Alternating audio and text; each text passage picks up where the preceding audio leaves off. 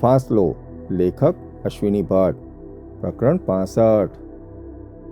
ઈસા બંઠરને લઈને ગયેલો લોન્ચવાળો આજુબાજુ તપાસ કરીને કંટાળ્યો હતો. એ સન્નાટામાં તેમણે નાગર સાહેબની સી હોર્સનો અવાજ સાંભળ્યો હતો, પણ તે લોન્ચને જોઈ શક્યો ન હતો, કારણ તે વખતે તે ઉત્તર છેડે જ્યાં સોનમગરી પૂરી થતી હતી અને તેનો ઢોળાવ જયસમંદમાં ડૂબી જતો હતો ત્યાં તપાસ કરવા ગયો હતો. એ ખલાસીને પણ એ જ રંજ થતો હતો કે જો તેના ભેરુને લઈને આવ્યો હોત તો તે હિંમતથી આખી મગરી ખૂંદી વળ્યો હોત. આખરે એ કંટાળ્યો હતો અને તેણે લોન્ચને પાછી વાળી હતી. સર્ચલાઇટ ચાલુ કરીને તેણે લોન્ચ ફેરવી હતી અને સોનમગરી પર છેવટના પ્રયત્ન તરીકે તેણે વારંવાર લાઇટ બંધ ચાલુ કરીને જો ઈસો બંઠર જોતો હોય તો મેસેજ આપવાનો પ્રયત્ન કર્યો હતો. આખરે તેણે લોન્ચ ફેરવી અને પાછો ફર્યો. કરવી ઢીલ્લો ઓવારે પહોંચ્યો ત્યારે તેના દિમાગમાં ભારે ટેન્શન હતું. જીગરને જ્યારે તેણે ડાઇનિંગ હોલમાં જોયો ત્યારે તે થડકી ઉઠ્યો હતો. તેને જાતભાતના વિચારો સતાવી રહ્યા હતા. તે ઓવારે આવ્યો તેની થોડી વારમાં જ ઢીલ્લોએ પણ સોનમગરી પર ફેંકાતી લાઇટ જોઈ હતી. તે કંઈક ઉત્સાહથી, આશાથી તે તરફ જોઈ રહ્યો. થોડી જ વારમાં એ લોન્ચ ઓવારા તરફ આવવા માંડી હતી. ઢીલ્લોને નિરાત વળી અને લોન્ચની રાહ જોતો બેઠો. ધીરી પવનની લહેરથી હાલતો ઈસા બંઠરના શરીરને વેંઢારતો તરાપો ધીરે ધીરે ઉત્તર તરફ ખસી રહ્યો હતો. જમવાનું પતાવીને જીગર પરોત ગેસ્ટ હાઉસના ઉપલા માળે આવેલા પોતાના કમરામાં આવ્યો. એ કમરાની બહાર જયસમંદના ઓવારા પર ઝૂલતા ઝરૂખામાં આવીને તે ઊભો રહ્યો. સરજુએ કહેલી વાત અધૂરી હતી. એ જાણ્યા વગર તે ઊંઘી શકે તેમ ન હતો. તેણે કમરાનું બારણું અંદરથી બંધ કર્યું. ઝરૂખામાં આવીને તેણે કઠેડા પર ચડીને ટોયલેટની બહાર નાખવામાં આવેલી સ્ટોમ વોટર પાઇપ અને ટોયલેટની વેસ્ટ વોટર પાઇપ પકડી એક પગ કઠેડા પર જમાવીને બીજો પગ લંબાવીને તેની બાજુમાં આવેલી આવી જ બાલ્કનીના કઠેડા પર પગ મૂકીને તે સરજુના કમરાની બહારની નાનકડી અગાસી પર પહોંચ્યો. અગાસીમાંથી કમરામાં જવાનું કાચનું બારણું બંધ હતું. કાચના બારણાની ભીતરમાં લટકતો પડદો પણ પાડેલો હતો. તેણે ધીરેથી કાચ પર ટકોરા માર્યા અને હળવે અવાજે બૂમ પાડી, સરજુ, સરજુ. સરજુએ હજુ તેનું ખાવાનું પતાવ્યું ન હતું. તેણે રૂમમાં જ પોતાને માટે ભોજન મંગાવ્યું હતું. બેરોએ લઈને આવે તે પહેલાં તેણે ઝડપથી શાવર લીધો હતો. શાવર લઈને હાઉસકોટ પહેરીને તે જમવા બેસતી હતી ત્યાં જ તેની અગાસીમાં ટકોરા થયા હતા. પહેલાં તે ચોંકી ઉઠી હતી અને પછી તેણે જીગરનો અવાજ સાંભળ્યો હતો. માય ગોડ જીગર, તે બબડી. તેણે પડદો હટાવીને ફ્રેન્ચ વિન્ડો ખોલતા પહેલાં બહાર જીગર જ છે તેની ખાતરી કરી લીધી અને પછી બારણા જેવી ફ્રેન્ચ વિન્ડો ખોલી. જીગર અંદર આવ્યો. કમરામાં જલતી ટ્યુબના પ્રકાશમાં સરજુનો ગોર ગુલાબી દેહ કંઈક જુદો જ લાગતો હતો. સ્ત્રી દાક્ષિણ્ય જેવી કોઈ ચીજ છે તે તારા ખ્યાલમાં નથી જીગર? તે અંગ્રેજીમાં બોલી. એ સાચું છે સરજુ, પણ સ્ત્રીની ગેરહાજરીમાં દાક્ષિણ્ય બતાવવું શી રીતે? કહીને તે નજીક આવ્યો.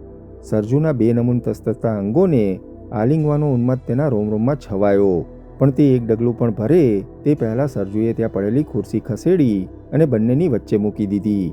જીગર હસ્યો. હું દિલગીર છું સરજુ, પણ મને તારી વાત સાંભળ્યા વગર ઊંઘ આવે તેમ ન હતી. આઈ મીન, આપણે સવારે મળી શક્યા હોત. નહીં સરજુ, મારે આખી વાત સાંભળવી છે. આવતીકાલ સવાર પહેલાં મારે કેટલાક નિર્ણયો લેવાના છે. દાખલા તરીકે? સરજુએ હસીને કહ્યું અને જીગર તેની નજીક આવ્યો. સરજુ, જીગરના અહીંયામાંથી અવાજ આવ્યો. તે કહેવા માગતો હતો કે જિંદગીમાં તેણે ક્યારેય ન અનુભવ્યું હોય તેવું વિચિત્ર સંવેદન તે ભોગવી રહ્યો હતો, પણ તે બોલી ન શક્યો. સરજુ, એ હું તને પછી કહીશ. પહેલાં મને એ કહે કે એમ કે તને બીજી શું વાત કરી હતી? I want to here everything, every little bit. કરવી ઢીલ્લો દૂરથી આવતી લોન્ચની લાઇટ તરફ જોઈ રહ્યો હતો. ત્યાં જ તેની જમણી તરફ તેને સરતું તરતું ધીરેથી ગોળ ચક્રાઓ ખાતું પ્લેટફોર્મ આવતું જોયું. પહેલાં તો તેનું ધ્યાન તેના તરફ ગયું નહીં, પણ ઓવારાના પગથિયાને બાંધેલી ભીત સાથે તે ધીરેથી ટકરાયો અને ઓવારા પર ઝાંખી બળતી લાઇટનો પ્રકાશ તેના પર પડ્યો. ત્યારે પ્લેટફોર્મની વચ્ચે પડેલી ગાંસડા જેવી ચીજ તરફ તેની નજર ગઈ. પહેલાં તો તેને ખ્યાલ ન આવ્યો, પણ બીજી મિનિટે તેને પ્લેટફોર્મ પર સૂતેલો આદમી દેખાયો.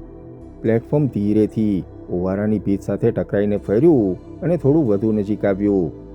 નશો કરીને કોઈ ખારવો તરતા ડક્કા પર જ સૂઈ ગયો લાગે છે, તે બબડ્યો. દૂરથી આવી રહેલી લોન્ચ તરફ તેણે જોયું. તેને ખાતરી હતી કે લોન્ચમાં જ ઈસો બંઠર આવી રહ્યો છે. પ્લેટફોર્મ વળી એક ચક્કર ફર્યું વધુ નજીક આવ્યું. સામેથી આવતી લોન્ચ પણ આ જ દિશામાં બરાબર આવી રહી હતી. ઢીલ્લો સાચવીને પગથિયાં ઉતર્યો. ફરતા પ્લેટફોર્મ પર સૂતેલો માણસ તદ્દન નિશ્ચેતન પડ્યો હતો. એકાએક તેની નજર એ માણસ પર પડી. તેની આંખો પહોળી થઈ. તે ઝડપથી પગથિયાં ઉતર્યો. માય ગોડ, માય ગોડ, તે બબડ્યો. તેણે પ્લેટફોર્મ પકડવા પ્રયાસ કર્યો. પાટિયું જાડું હતું, તેથી પકડાયું નહીં, પણ ધક્કો વાગ્યો. તે પોતે પાણીમાં પડતા સહેજમાં બચ્યો. ધક્કો વાગવાને કારણે પ્લેટફોર્મ સહેજ દૂર ગયું અને ફરી ચકરાવો લીધો. આ વખતે તેનો એક છેડો ઓવારાના પગથિયા સાથે અથડાયો. ઈશા, ઈશા! ઢીલ્લો કૂદીને પ્લેટફોર્મ પર પહોંચ્યો. પ્લેટફોર્મનું એક પડખું વિચિત્ર રીતે નમ્યું. ઈસો સહેજ ગબડ્યો. લાકડાના ટુકડાની માફક જ રગડ્યો. પણ નાગર સાહેબે ગાડાના આડાની માફક ખોસેલા હલેસાને કારણે ઈશાનું શરીર ખચકાયું. માય ગોડ, ઓહ નો! ઢીલ્લો બબડ્યો. તેણે ઈશાને તપાસવાનો પ્રયત્ન ન કર્યો. પેલી લોન્ચનું અજવાળું કિનારાની નજીક આવતું હતું. અલબત્ત સર્ચ લાઇટનું અજવાળું તેના પર પડતું ન હતું, કારણ પાણી પર જ પડે તેવી રીતે લોન્ચની લાઇટ ઝુકાવેલી હતી. ઈશાને જોવાની, તેને ઢંઢોળવાની, તે જીવતો છે કે મરેલો તે તપાસવાની ઢીલ્લોની હામ ચાલી નહીં. તેને ખાતરી જ થઈ ગઈ હતી કે જે ધંધામાં ઈસો હતો તેમાં જ્યારે ટક્કર થાય ત્યારે એક જ પરિણામ આવે, અને તે કોઈનું મોત. જીગર અને ઈશાની ટક્કરમાં ઈશાનું મોત નીપજ્યું. ઢીલ્લો થડકી ઉઠ્યો હતો. તેનું માથું ગુમરાતું હતું. ઈશાને હાર ખાતો તેણે તેની આખી કારકિર્દી દરમિયાન જોયો ન હતો. ઈસો બંઠર ગુજરી ગયો, જેનાથી રાજસ્થાનની અંધારી આલમના એક ચમરબંધીઓ ધ્રુજતા હતા. એ ઈસો બંઠર જીગર પરોજ જેવા એક સામાન્ય આદમીથી આવ્યો. ઢીલ્લોના દાંત ભીસાયા. તેનું જડબું સખત થયું, પણ તેના આખા શરીરમાં ધરતીકંપની માફક ધ્રુજારી થતી હતી.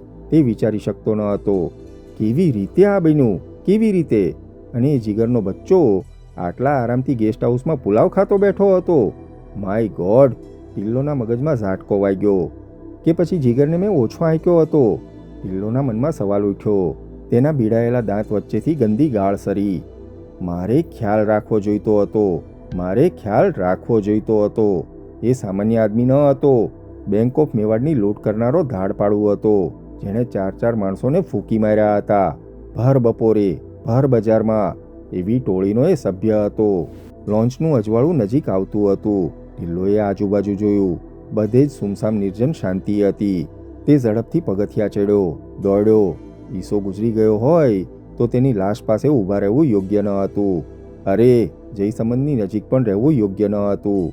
તે ગેસ્ટ હાઉસ તરફ દોડ્યો. નાગર સાહેબે પોતાના હાથમાંનું દૂરબીન હટાવ્યું. નાઇટ ગ્લાસ હોવા છતાં દૂરબીનમાં આછું દેખાતું હતું, પણ સફેદ રંગથી રંગેલા તરાપા પર પડેલા ઈશા બંઠરને તે જોઈ શકતા હતા. એટલું જ નહીં, પણ તે તરાપા નજીક આવેલા આદમીને પણ તેમણે નાસ્તો જોયો હતો. કોણ હતો એ આદમી? નાગરે વિચાર કર્યો. ઢીલ્લોએ ગેસ્ટ હાઉસના પાર્કિંગ પ્લોટમાં પાર્ક કરેલી મોટરસાઇકલ ચાલુ કરી ત્યારે ડાઇનિંગ હોલમાં બેઠેલો દાઢીવાળો ચશ્મા પહેરેલો આદમી નેપકિનથી હાથ લૂછતો ડાઇનિંગ હોલના પ્રવેશદ્વાર પાસે આવીને ઊભો રહ્યો અને ધીરેથી ખિસ્સામાંથી પોતાની મોટરની ચાવી કાઢી અને સ્મિત વેર્યું. જીગર ખરેખર એક અવર્ણનીય તણાવ અનુભવતો હતો. જિંદગીમાં પ્રથમ વખત એક અનુપમ ઓરતનો અંગત પરિચય તે પામ્યો હતો. એટલું જ નહીં, સરજુને તે ચાહવા માંડ્યો હતો. અરે, ચાહવું જ શું કામ? એ સરજુ પરસ્ત થઈ ચૂક્યો હતો. સરજુના દેહનું, તેની લાંબી પાપણવાળી કાળી આંખોનું, તેના સપ્રમાણ અંગો કે ઉન્નત સ્તન યુગ્મનું, તેના લંબગોળ ચહેરાનું કે તેના બેનમૂન પગનું, તેના સૌંદર્યનું આકર્ષણ જીગરના રોમરોમમાં ફેલાયું હતું. પરંતુ એ ઉપરાંત પણ જે આકર્ષણ સરજુના વ્યક્તિત્વથી પેદા થયું હતું તે સમજવું મુશ્કેલ હતું. સરજુ તેને સર્વાંગ સંપૂર્ણ સ્ત્રી લાગતી હતી. રૂપાળી, સ્વસ્થ, બુદ્ધિશાળી અને હિંમતસભર. લાંબા જેલવાસ પછી જાણે ઈશ્વરે તેના પર કૃપા ઢાળી હોય તેમ એક ચમત્કારની જેમ તેને સરજુનો પરિચય થયો હતો. અને હવે તે પરિચયમાં તેને વિઘ્નો નડે તેવું તે ઈચ્છતો ન હતો. એક વાત તે સ્પષ્ટ સમજી ચૂક્યો હતો કે સરજુની મા અને તેના પિતાએ જે શરૂ કર્યું હતું તેનો અંત કરુણાંત જ હોય અને હતો.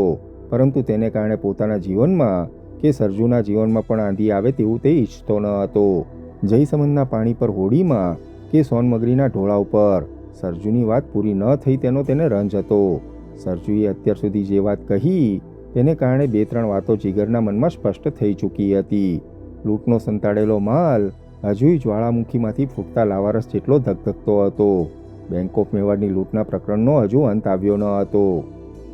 સરજુ, તને નવાઈ લાગતી હશે કે હું શું કામ આટલો અધીરો થયો છું, પણ જ્યાં સુધી હું તારી વાત પૂરી ન સાંભળું ત્યાં સુધી મને હવે પછીના ભવિષ્યમાં શું જોખમ આવશે તેની કલ્પના આવી શકે તેમ નથી. આઈ નો જીગર, સરજુ કંઈક ગંભીરતાથી છતાં હસીને બોલી. જો સરજુ, લૂંટનો માલ સંતાડવા પાછળ તે વખતે મારો આશય કંઈક જુદો જ હતો. સાચું કહું તો એ વખતે શા માટે હું જૂઠું બોલ્યો હતો તેનું કારણ મને પોતાને સમજાતું ન હતું. પણ તે વખતે ગોવિંદ પકડાયો ન હતો અને ગોવિંદ ગુજરી જશે તેવી પણ મને કલ્પના ન હતી. મારા મનમાં તે વખતે ફક્ત એક જ વાત હતી કે કદાચ એ ચીજો ભવિષ્યમાં જો અમારી મુક્તિ થાય તો ગોવિંદ ભંડારીને ખપમાં આવશે. બાકી રિવોલ્યુશન કે સમાજને પલટી નાખવાના આશયથી હું ગોવિંદની સાથે જોડાયો ન હતો. પણ આજે પરિસ્થિતિ જુદી છે. તારી વાતને કારણે મને જે મૂંઝવણ થાય છે તે મારી અંગત મૂંઝવણ નથી. જો દેવકીનંદન જેવા માણસને એ માલમાં રસ હોય તો તેમાંથી ભડકો થયા વગર રહેવાનો નથી. એ ભડકામાં તું લપટાય તેવું હું ઈચ્છતો નથી. તું ઈચ્છે કે ન ઈચ્છે જીગર, પણ એ ભડકો ભારેલા અગ્નિની જેમ હજુ એ જ રીતે સળગી રહ્યો છે. એમ કે પોતે પણ એ ઓલવવાનો પ્રયાસ કર્યો જ હતો. મારી માને એ વાત સમજાઈ હોય કે ન હોય તેની મને ખબર નથી, પણ તેણે એમ કેને પોતાના મિત્ર તરીકે, પોતાના પ્રેમી તરીકે અને પછી પતિ તરીકે સ્વીકાર્યો હતો. મારા પિતાના અવસાન બાદ તેની એકલતા મને સાલતી હતી. એટલે હું પોતે ઈચ્છતી હતી કે મારી માં કોઈ અચ્છા આદમી સાથે પુનર્લગ્ન કરે તો જે તેની જિંદગીમાંથી ઝૂંટવાઈ ગયું છે તેમાંથી થોડુંક તો તેને પાછું મળે. પણ આજે જ્યારે મારી માં પણ હયાત નથી અને એમ કે પણ નથી, ત્યારે હું વિચારું છું, એમ કેનું મૃત્યુ થયું? ક્યારે? કેવી રીતે? જીગરે પૂછ્યું. તેને એ વાતનું આશ્ચર્ય થયું ન હતું. તેને એની આશંકા થઈ જ હતી. એમ કે હયાત હોત તો સરજુને જાતે આ જહેમત કરવાની રાહત નહીં. એ જ તને કહેવાનું છે ને, સરજુ બોલી. દેવકી નંદને અમારા ઘર પર જે રેડ પાડવાની યોજના ઘડી હતી તે મારી માએ બહુ જ આસાનીથી અટકાવી દીધી હતી. પરંતુ તેને કારણે મિશ્ર ભાઈઓ સાથે સોદાબાજી કરવી પડી હતી. એમ કે મારી માની સાથે લગ્ન કરીને કંઈક આરામભરી જિંદગી ગાળવાના મતનો હતો. પરિણામે તેણે જ મારી માને સમજાવીને મિશ્ર ભાઈઓની કારકિર્દીને નડતરરૂપ થાય તેવા બધા જ દસ્તાવેજો કે પુરાવાઓ તેમને આપી દેવાનું નક્કી કર્યું હતું. એ અંગે વાતચીત પણ શરૂ થઈ ગઈ હતી. એ વાતચીતમાંથી જ મિશ્ર ભાઈઓએ એક ચોક્કસ અંદાજ એમ કે વિશે કાઢ્યો હતો. તેમને ખાતરી થઈ હતી કે એમ કે પોતે પણ પૂરેપૂરી વિગતોથી પરિચિત નથી. મતલબ કે મારી મા પાસે શું શું ચીજો છે તે ખુદ એમ કેને પોતાને પણ ખબર નથી. અને જીગર, એ વાત સાચી પણ હતી. મારી મા એમ કેને પ્રેમ કરતી થઈ ગઈ હતી. તે બંનેએ લગ્ન કરવાનું પણ નક્કી કરી નાખ્યું હતું.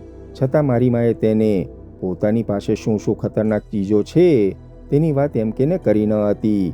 જે પળે દેવકીનંદન અને રઘુનંદન મિશ્રને ખ્યાલ આવ્યો તે મિનિટે તેમણે નક્કી કરી નાખ્યું હતું કે જો સોદો કરવાનો જ હોય તો તે એમ કે સાથે કે એમ કે દ્વારા થવાનો નથી, પરંતુ મારી મા સાથે જ કરવો પડશે. એટલે એ પ્રમાણે જ તેમણે યોજના ઘડી હતી. સરજુ બોલતા બોલતા અટકી. તેણે નિશ્વાસ નાખ્યો અને ઉમેર્યું, શી ખબર મારી માના મનમાં શું ગડભાન ચાલતી હશે અથવા તેની શું યોજના હશે તેની ખબર નથી. પણ મારી માને દેવકીનંદન મિશ્ર અથવા રાજસ્થાનના રાજકારણ પર મિશ્ર ભાઈઓની ચોટી હાથમાં રાખીને પકડ રહે તેવું કંઈક કરવાની ઈચ્છા હશે, અથવા તો ઉથલી પડેલા રાજાઓ અને રાજકુમારો સત્તા પર ચાલુ જ રહે તેવા કશાક વિશાળ આયોજનના ભાગરૂપે તે મારા પિતાની માફક જ નવા ફૂટી નીકળેલા રાજકારણીઓ પર વજન રાખવા માગતી હોય. ગમે તેમ, પણ મિશ્ર ભાઈઓને ખુશ પણ રાખવા અને વખત આવે તેમને બ્લેકમેલ કરવા તેવી પદ્ધતિ તેણે વિચારી હતી. મિશ્ર ભાઈઓએ આ વાત સહન કરી લેવા સિવાય કોઈ છૂટકો નહીં હોય તેમ મારું માનવું છે. એ લોકો વચ્ચે શું સોદાબાજી થઈ તે અથવા તો શા માટે તેમને મારી માનું મોત નિપજાવવું પડ્યું તે હજુ એક સમસ્યા છે. મારી માના મૃત્યુ પછી એમ કે રહસ્ય શોધવાનો ખૂબ પ્રયત્ન કર્યો. અમે ઘરનો ખૂણે ખૂણો તપાસી જોયો હતો, પણ અમને ઘરમાંથી એવી એક ચબરકી સરખી પણ મળી ન હતી જેને કારણે એમ માની શકાય કે આ દસ્તાવેજોને કારણે મારી માની હત્યા કરવામાં આવી હતી. કંઈ એવું બન્યું કે જેથી મિશ્ર ભાઈઓએ અંતિમ પગલું ભર્યું હતું, બળાત્કાર અને ખૂનનું. એ લોકો મારી મા પાસે જે કોઈ ચીજો હોય તે મેળવી લેવા માટે ડેસ્પરેટ થઈ ગયા હતા. અને તેમાં મારી માનું મોત નીપજ્યું હતું. તે દિવસે શું બન્યું હશે તેની કલ્પના જ આવી શકતી નથી. એ શક્ય છે કે મારી માને એ લોકોએ એવા પ્રેશર હેઠળ મૂકી હતી જેને કારણે તેને આઘાત પામીને ઊંઘની ગોળીઓ લઈ નાખી હતી. શક્ય છે કે મારા પર થયેલા બળાત્કારને કારણે તેને પોતાને આઘાત લાગ્યો હોય. બેંક ઓફ મેવાડની લૂંટના 10 કે 12 અઠવાડિયા પહેલાં આ બન્યું હતું. લૂંટના સમાચાર આવ્યા અને જ્યારે ખબર પડી કે મારી માનું લોકર તૂટ્યું હતું ત્યારે મને અને એમકે બંનેને આશ્ચર્ય થયું હતું. એવો જ આઘાત અને આશ્ચર્ય દેવકીનંદનને પણ થયો હશે. સૌથી વિચિત્ર જોગાનું જોગ એ હતો કે દેવકીનંદનના ભાઈ રઘુનંદનનું પણ ખાનું એ જ બેંકમાં હતું. એટલું જ નહીં પણ પાસે પાસે હતું અને લૂંટારાઓએ એ જ ખાના તોડ્યા હતા. લૂંટ થઈ ત્યારે હું મુંબઈમાં હતી. એમ કે આઘાત પામી ગયો હતો. મારી માનું ખૂન શા માટે થયું તેનો તાગ મેળવે તે પહેલાં મારી માએ આવું કોઈ લોકર રાખ્યું હશે તે સમાચારથી એમ કે ઓર ગૂંચવણમાં મુકાયો હતો. તેવી જ હાલત મિશ્રભાઈઓની થઈ હશે. તેનો મતલબ એ જ થયો હતો કે એ લોકરમાં જ મિશ્રભાઈઓને જોઈતો માલ હશે. કદાચ તે દિવસથી તેમને એમકેનું પણ અસ્તિત્વ ખૂંચતું હશે. પણ આ બધી ચર્ચા મારી સાથે થાય તે પહેલાં એમકેનું મોત થયું હતું. બેંક ઓફ મેવાડની લૂંટ થઈ તેના 3જા કે 4થા દિવસે એમકેનો મારા પર ફોન આવ્યો હતો અને તેમાં તેણે જણાવ્યું હતું કે મારી માનું કોઈ લોકર હતું અને એ લોકર લૂંટ દરમિયાન તૂટ્યું હતું. મેં તેને પૂછ્યું હતું કે એ લોકરમાં શું ચીજો હતી પણ એમકેને એ કંઈ જ ખબર ન હતી. એમકેનો જે દિવસે ફોન આવ્યો તે દિવસે જ રાત્રે તેનું મોત નીપજ્યું હતું. તેની જીપ ખુલ્લા રેલવે ફાટક આગળ ટ્રેનને અથડાઈ હતી અને તેનો અને ગાડીનો છૂંદો થઈ ગયો હતો.